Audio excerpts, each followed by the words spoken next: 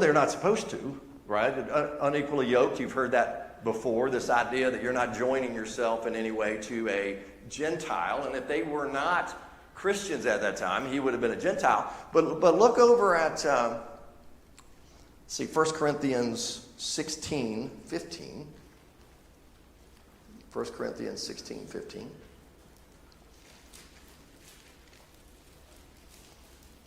Now I urge you, this 1 Corinthians 16:15. Now I urge you, brethren, you know the household of Stephanas, that they were the first fruits of Achaia, and that they have devoted themselves for ministry to the saints. Achaia, that's Corinth. That's what we're talking about. So we know that Stephanas, in some way, in his household, was the first fruits, meaning the first ones there. So we don't really know how or when Priscilla and Aquila became saved. We know they were because of what happened eventually, because of what happens later on in this chapter. But it is interesting to think about, are we told everything that Paul did all along the way, all the time? No, right? And we shouldn't assume that somehow because we know people, Aquila and Priscilla, they're the first Christians in Corinth. We don't. In fact, the Bible would say, no, that's not the case. They weren't the first fruits. But at the same time, we don't know what happened in these series of verses, and I just think that's interesting. Aquila and Priscilla, also, we've talked a little bit about respect and naming. Two brothers. If you're going to have both named, who comes first? The older or the younger? The older, right? The older. James and John. That's the one we used, right? So James would have been the older, and John. Same thing happens with husband and wife, typically, normally, and right here, let's see what they say. Aquila is mentioned first, and then Priscilla. But if you look at, let's go over to 18:18 there. Look at chapter 18 still, but verse 18 talks about, and with him were Priscilla and Aquila. And it does that a number of times. They're mentioned again in 18:26, Priscilla and Aquila. They are mentioned in Romans 16:3, where it's a greeting. They're mentioned in 2 Timothy 4:19, again, a greeting to them. And sometimes it's Aquila and Priscilla, and sometimes it's Priscilla and Aquila. And the likelihood is her name is also sometimes called Prisca, Prisca. And that's a big genealogy family name for Roman power, okay? So there's a chance that she, Greek, was a very well-known and established family that gave her a little more notoriety than her husband. Does that make sense? And that's the tie in there, that her nickname, Priscilla, was probably the nickname Prisca also used because that was a family name. And so it's just interesting as we look for things that are uniform and reasonable in the Bible, and that would make a lot of sense. So verse 4, he was reasoning in the synagogue every Sabbath and trying to persuade Jews and Greeks. But when Silas and Timothy came down from Macedonia, Paul began devoting himself completely to the word, solemnly testifying to the Jews that Jesus was the Christ. But when they resisted and blasphemed, he shook out his garments and said to them, and we'll come to that in a second. So you can see here, he's on his own. He was on his own in Athens. He's traveled here on his own. He's limited resources. He's making sure that he's working. He's met Priscilla and Aquila, and they're working together. And he's reasoning with the Jews, which was common in the synagogues and with the Greeks. But then once he has some extra help, Silas and Timothy, it looks like he then devoted himself completely, is what it says, to the word and became a lot more active. Does that make sense? Is that the way you read it as well? That maybe now they're also contributing to support, or maybe at least encouragement and strength, because we know that he was often at a point of weakness when he was here, and we'll look at that a little later. So when they resisted, instead of being reasoned with, as was happening, now that Silas and Timothy are there, the Jews there and the Greeks there, but mostly the Jews, resisted and blasphemed. He shook out his garments and said to them, "Your blood be on your own heads. I am clean, for now I will go on to the Gentiles," or I will go to the Gentiles. Your opinion. Your blood be on your head. What does that sound like? What's that? Yeah, it does. It does sound like that. Is it, in this case, do you read it as condemnation?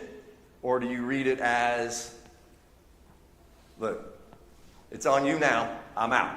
I did my job, and now I'm moving on to someone that would listen. That's the way I read it. Your blood be on your head. Let's see. On your own heads, I am clean from now. Not you're condemned, you're going to have blood on your heads, right? It doesn't really say that. But it says, it's certainly not, it's not easy language. Is it pretty harsh language, strict language? But it is saying, I did what I was supposed to do. And I think the lesson there is, for us, people receive the gospel differently. And it's not up to you to make sure someone is saved. It is only up to us to present it to them.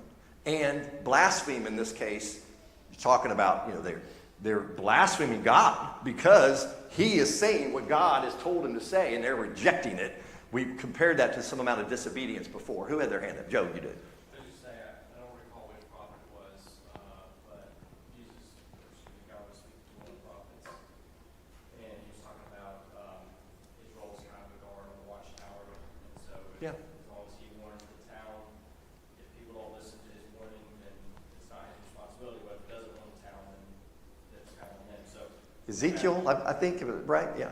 But to me, it kind of feels that same way here, where he's basically saying, "Hey, look, I've done my responsibility that God's given." That's right. In Ezekiel it was, and if you tell them and they don't listen, you've done your job, and essentially their blood is on them. If you tell them and they do listen, that's great.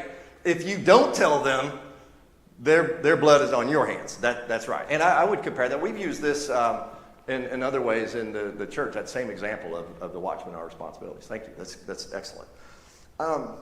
But he is saying, remember we talked about shaking the dust off their feet?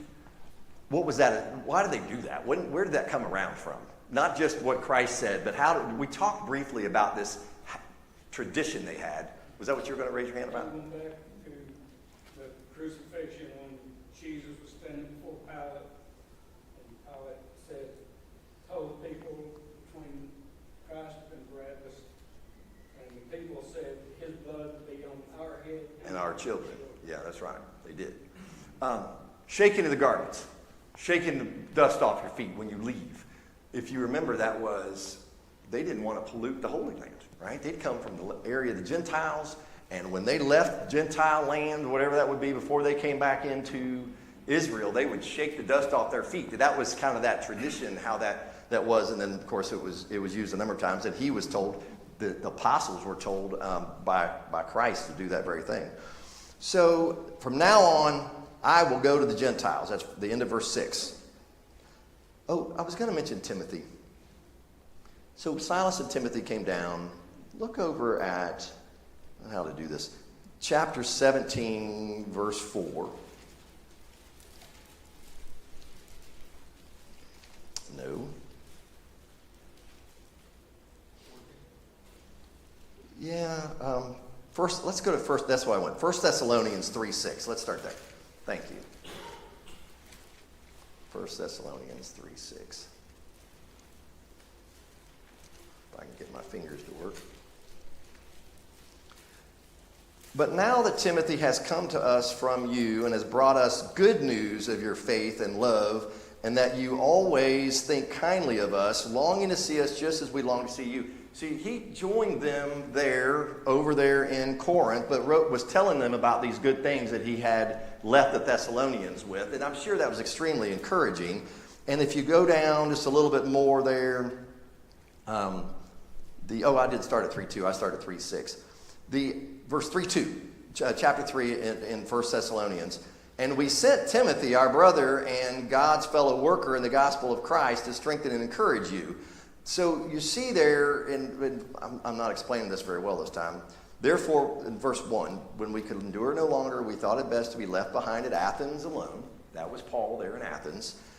And sent Timothy, our brother, back up there. So it is probable that even though over in chapter 17 it says they left him, that Timothy then came back down and then was sent up to Thessalonica, because that's not where they had been previously, right? They'd been traveling through, I think it was Berea.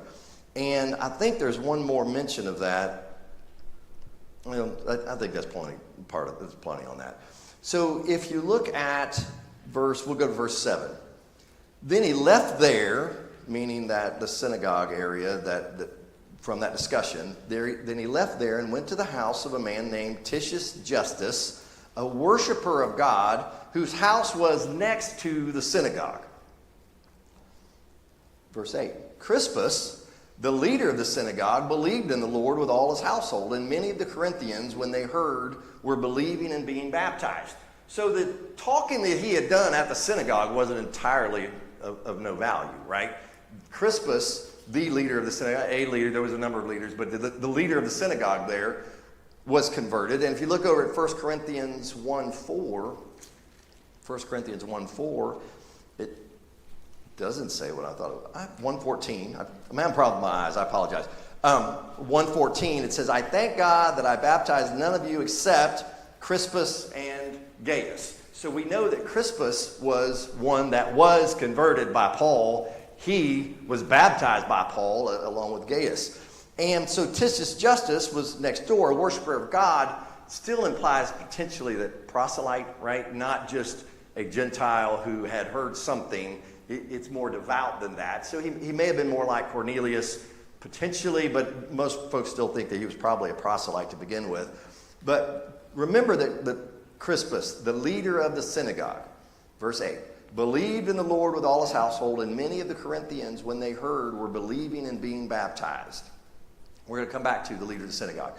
But when it says many of the Corinthians, when they heard, were believing and being baptized, he was there, we're going to see, for quite a while.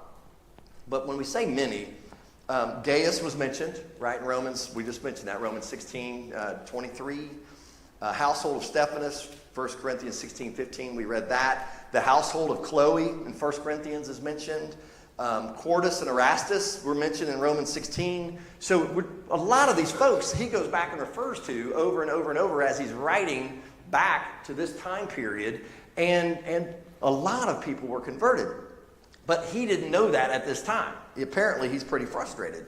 Because in verse 9 it says, and the Lord said to Paul in the night by a vision, do not be afraid any longer, but go on speaking, and do not be silent. For I am with you, and no man will attack you in order to harm you, for I have many people in this city. You can look over at 1 Corinthians 2:3. 1 Corinthians 2:3. You could feel some of what was going on here.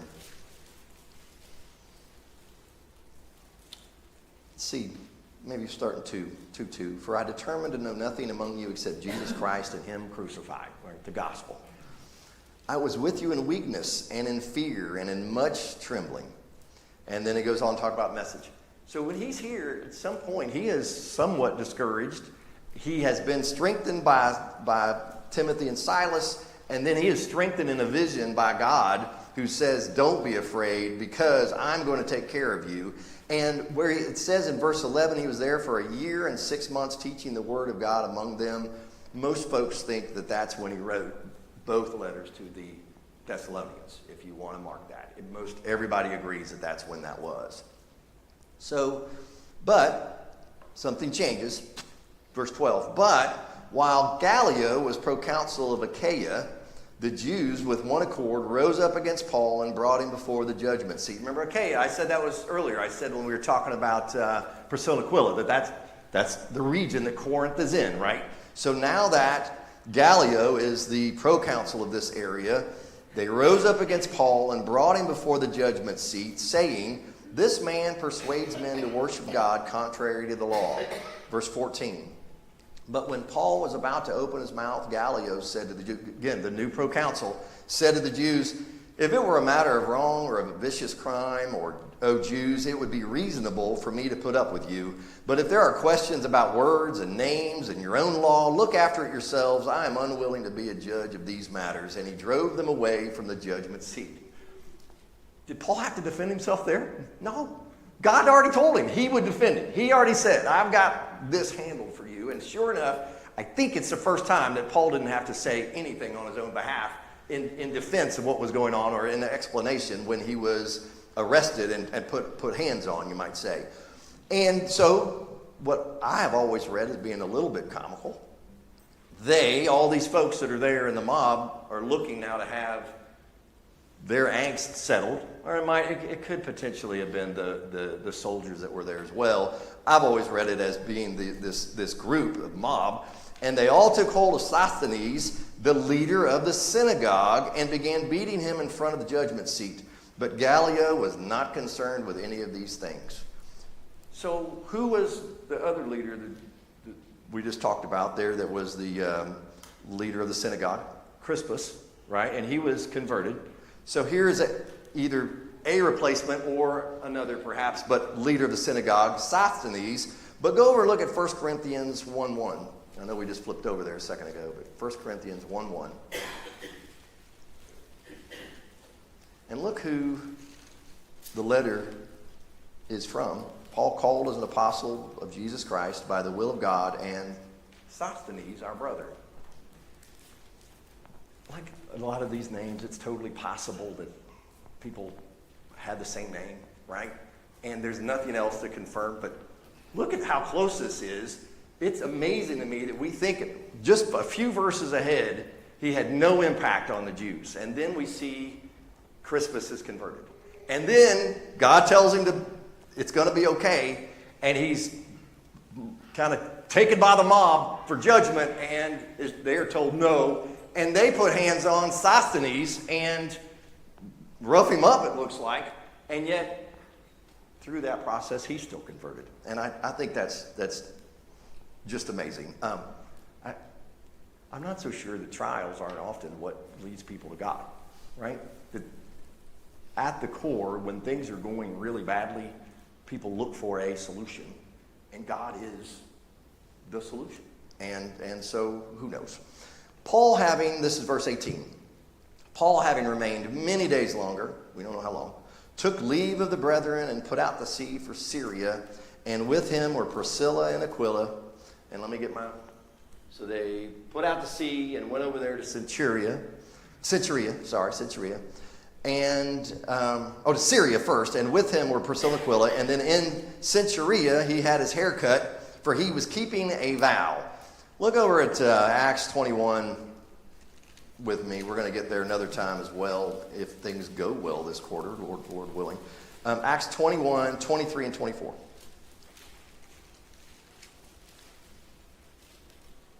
Let's see, maybe 22. Chapter 21, verse 22. What then is to be done? They will certainly hear that you have come. They're talking to Paul. Therefore do this, that we tell you. We have 4 men who are under a vow. Take them and purify yourself along with them, and pay their expenses, so that they may shave their heads. And all will know that there is nothing to these things which they have been told about you, but that you yourself also walk orderly, keeping the law. Was Paul Jewish? Yes. Were Jews still, as a nation, supposed to be living under the law? They all felt like that. Now, do we, I think potentially, yes. Do we know that the Gentiles were released from that obligation? Yes, in Acts 15 we talked about it. But do all of the Jews apply that to other Jews? No, they don't. But now one of the interesting things is here, he's keeping a vow. They even later say, according to the law we just read, there's not a lot of, you got the Nazirite vow, that's pretty much it. And I don't know that had anything to do with it. Tradition had Jews making vows. If they were in poor health, they might make a vow, a temporary vow. They might cleanse themselves and go to Jerusalem. But that wasn't really Mosaic law. That was more traditions that came up. And, we're supposed to let our yes be yes, our no be no. But vows are still a biblical part of the Old Testament experience, at least the Old Testament law. And the Nazirite vow had some very specific things. The only one that probably came close in the New Testament was John the Baptist. May have had a Nazirite vow. I don't think it goes all the way to say that. Samuel might have been one. Samson definitely was one. And so, but there's very specific things given about the having a Nazirite vow. So, the chances are it was doing that as part of the tradition. Verse 19. They came to Ephesus, and he left them there. Who's the them? Aquila and Priscilla. Okay, he left them there. Now he himself entered the synagogue and reasoned with the Jews. Are we all the way back to Ephesus now? Oh, I went way back. I'm way ahead of everything there. Okay, don't pay any more attention to that. When they asked him to stay for a longer time, this is verse 20, he did not consent, but taking leave of them and saying, I will return to you again if God wills, he set sail from Ephesus. When he had landed at Caesarea, he went up and greeted the church and went down to Antioch. So James 4:15, says this almost the same thing here. He's in agreement with James about saying if the Lord wills, right? Don't claim that you know, but rather say if the Lord wills. I don't do that a lot in public. I have learned to soften what I say somewhat to say, hopefully, or I'm planning to meet you there. But do any of us have assurance that we know what's going to happen tomorrow or the next day or next year? No, we don't. And it sure seems prideful to speak as if we do, right? And so if the Lord wills, he says he'll meet them again. And then when he landed in verse 22 at Caesarea, again, that's where you land, that's the port, he went up and greeted the church and went down to Antioch. Which church did he go to before he went to Antioch? Apparently Jerusalem. He went up. That's what they all say, right? That when you go to Jerusalem, doesn't matter where you're coming from in the region, it's up high, and so you go up. It doesn't matter if you're coming from the north, south, east, or west, you go up to Jerusalem. So the implication here is he did go up to Jerusalem. If he was partaking in especially Nazirite vow, but any vow, that would be what the expectation would be anyway, to go to Jerusalem. Yeah, Joe. I'm going to point out verse 21, when he left earlier, he said, I must by all means keep his coming feast in Jerusalem, but I'll return to you. Yeah. King James, you got a King James Bible? New King. It's the only one that has that. It's interesting that he just said that the King James Version inserts something that says he wanted to keep a feast in Jerusalem. And some folks tie that to some feasts that really wouldn't have lined up necessarily the timing. But from my understanding, everybody but King James has eliminated that it started with the old King James Version, basically taking this same translation that most of us use, and they tweak something with it, and then from then on it's going to stick.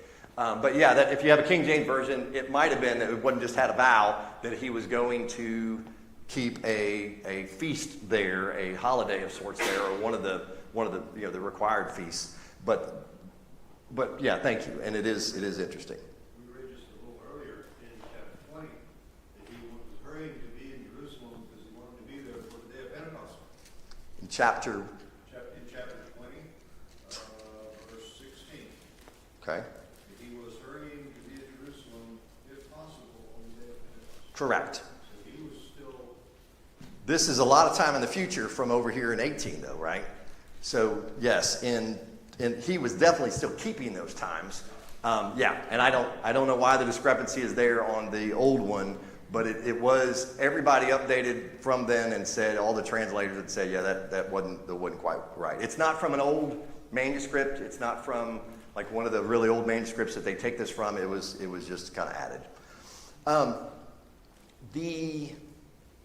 So verse 23, at the end of verse 22, I have a line because otherwise I forget things, right? That's the end of the second journey, right? He doesn't stay there very long. It says he spent some time there in verse 23. Let's see if this goes. So it was about 2,700 miles all the way. Lasted about 3 years, maybe a little longer. And then we start over here at Antioch again, and that's where he's going to start traveling in verse 23. He left and passed successfully through the Galatian region and Phrygia, strengthening all the disciples. So you see how it's traveling up there. That's about how that covers that. You know what's on that route again? Tarsus. So he might have stopped there as well. They seem to leave that every time, or maybe he just avoided it every time. But he strengthened all the disciples along the way. Now, verse 24. A Jew named Apollos, an Alexandrian by birth, an eloquent man, came to Ephesus, and he was mighty in the scriptures, What does that mean to you? Mighty in the Scriptures. Just, you don't have to be confident about it. What do you think about that phrase? He knows the Old Testament very well. Yeah, he really knows the Scriptures, the Old Testament, right? The New Testament's being created as we study along. He knows it. It's not saying he was miraculous in the Scriptures, right? It says powerful. He was eloquent. He was a good speaker. Does it say there? Yeah, he's an Alexandrian, sort of the center of education at the time. He's likely trained in speaking, and he knows the Old Testament Scriptures. He knows the Scriptures very well, and so he's mighty in the Scriptures. This man, verse 25, had been instructed in the way of the Lord, and being fervent in spirit, he was speaking and teaching accurately the things concerning Jesus, being acquainted only with the baptism of John. And he began to speak out boldly in the synagogue. So he really knows the Scriptures. He's been told, he's been instructed in the way of the Lord, and he's speaking and teaching accurately the things concerning Jesus, but evidently only up to a point, right? Maybe the point of going all the world, preach the gospel. Those who believe the gospel would be, if they're baptized, they'll be saved, right? Because he's not teaching that part. He's teaching all the way up to Jesus came to earth, maybe all the way to rose again. But he's teaching some of that evidently incorrectly, because, or at least incompletely, let's say it that way, because he was only acquainted with the baptism of John, and he began to speak out boldly in the synagogue. But when Priscilla and Aquila heard him, they took him aside and explained to him the way of God more accurately. And when he wanted to go across to I was going to keep reading. So what's the big thing I'm leaving out there about him? That's going to be the question. If he's only teaching the baptism of John, he's only explaining the baptism of John, he's only familiar with the baptism of John, what did I leave out? I think it tells me he did not yet know about Jesus and his death and his resurrection. He knew something about Jesus. Because he knew the Scriptures. Right. He knew something about, let's see, he had been struck the way of the Lord and became, teaching accurately the things concerning Jesus from the Scriptures, right? Absolutely. And I didn't clarify that at all. He's going to the Old Testament Scriptures and talking about the Messiah, talking about potentially it names Jesus. It doesn't just say the potential Messiah or the eventual Messiah. It mentions him here. But then it doesn't say anything about him being baptized. And if we get to the next chapter, we're going to talk about that, okay? I don't want to do it here. So just know if you're sitting in your seat and say, hey, Matt, you just left this big elephant in the room, we're going to come back to it. Trust me. Yes? It uses the word Lord in the New King James. It doesn't use the word Jesus. Leaves out the word Jesus and uses Lord instead of Jesus? Okay. Well, I have reference just to God, the things of God from the Old Testament. So, How many translations don't use the word Jesus in that section that you have? Don't use Jesus. Verse 25. 25. King James Ma'am? King James Says Lord. Okay. So participation. Raise your hand if your translation says Jesus at all. There. Okay. So a number of them do. Raise your hand if it doesn't say Jesus. A number of them do. Okay. So I don't know the answer. Fair enough. Being acquainted only with the baptism of John, we know, right? And so we also know that verse 26, they had to take him aside and explain to him the way of God more accurately.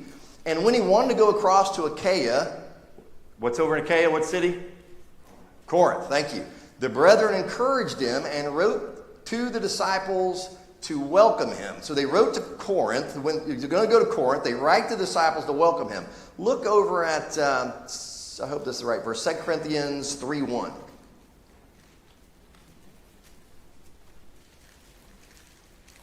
2 Corinthians 3:1. Are we beginning to commend ourselves again, or do we need, as some, letters of recommendations to you or from you?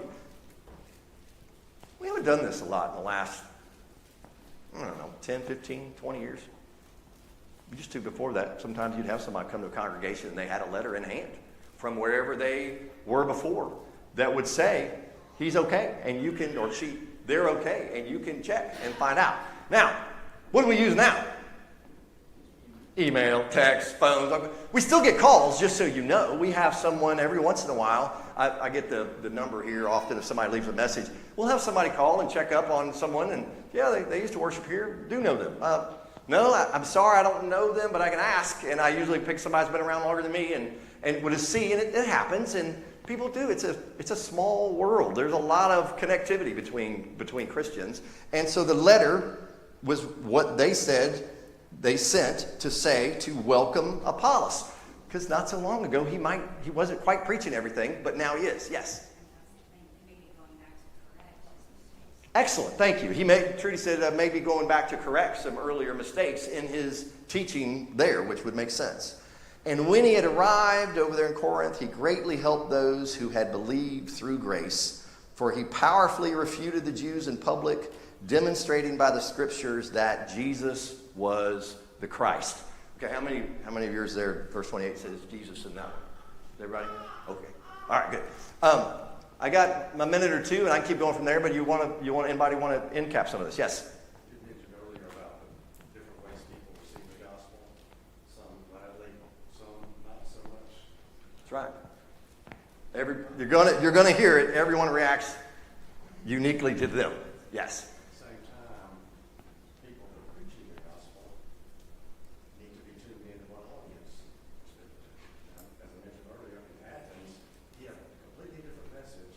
And here in 18, a couple of times it said the message was that Jesus was the Christ. That's right. He didn't even bother saying that to the people in Athens at that point. That's right. And this Apollos here, that's his whole message. Exactly right. Or at least a big part of the message. Yes, okay, I got a couple hands. Yeah, we'll go here and then over there. Zooming out of Acts, right? The atheist has to explain the extreme explosion of Christianity. And while it is a message for the hopeless, you have this example of Sosthenes and Crispus who have everything to lose. Mm-hmm. Everything to lose. I mean, this is their livelihood. They're probably not poor people. And they're well thought of. They had reputations. They were well spoken of them, and now they've got nothing. And in fact, they're going to be rejected by most of the folks they knew. Making up the story, you don't include that. Yeah. What was it that it's been attributed to different things? The value of a witness can often be shown in how much they have to gain or lose by giving their testimony. Exactly right. Yeah. I'll say, Thank you. we can see how effective Apollos was working. One of those, 1 Corinthians chapter 1, verse 12. Real quick, 1 Corinthians Chapter 1, verse 1:12. 12. When Paul is dealing with all the factions, he says, "Now I say this, that each of you says, I'm of Paul, or I'm of Apollos, or I'm of Cephas, or I'm of Christ. Is Christ divided?" He goes on anyway, just Yeah. to imply that Apollos was that influential in the area. Apollos was definitely effective in Corinth, so much so that those fractions occurred under those three names. Yeah. Good. All right. Anybody else? Looks like the bell's probably going to ring, but let's start. Verse 19. Chapter 19, verse 1. It happened that while Apollos was at Corinth, Paul passed through the upper country and came to Ephesus and found some disciples. Let's see at the upper country. We'll go back over here. So there's the new. He's going to go all the way up. I think we did that already, didn't we? Okay. I don't have time. Thank you very much. Appreciate your attention.